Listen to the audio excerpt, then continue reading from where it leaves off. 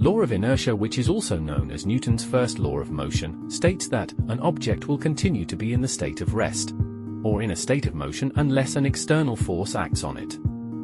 This means that inertia causes an object's tendency to continue doing what it was doing. So, if an object was moving, it continues to move, and if it was at rest, it continues to remain at rest.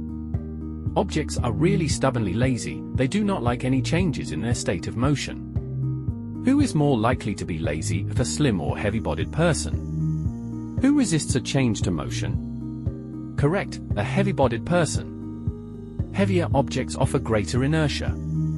This is why it is easier to move a small box than one containing heavy items.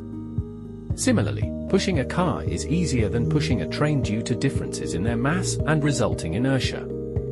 Since we compared inertia to laziness, you can imagine what a lazy person would do. Lazy individuals want to be at rest, therefore they may refuse to work, prefer to sleep, and resist change until someone interferes externally. On the other hand, some lazy people continue to do what they're doing, such as watching TV shows, playing video games, or only reading books, perform only routine work, or continue run on a treadmill until an external force, such as stopping the treadmill or a power cut, stops him from running continuously. Even marathon runners continue to run beyond the finish line because of inertia. What if there was no inertia at rest? Stones on a flat surface do not usually move on their own because of inertia.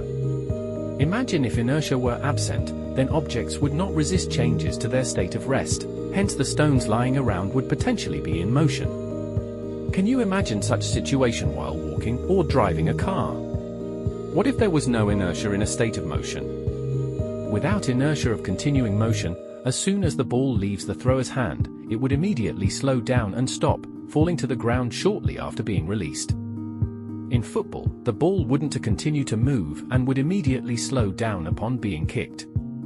While driving a car, as soon as the driver lifts their foot off the gas pedal, the car wouldn't continue to move.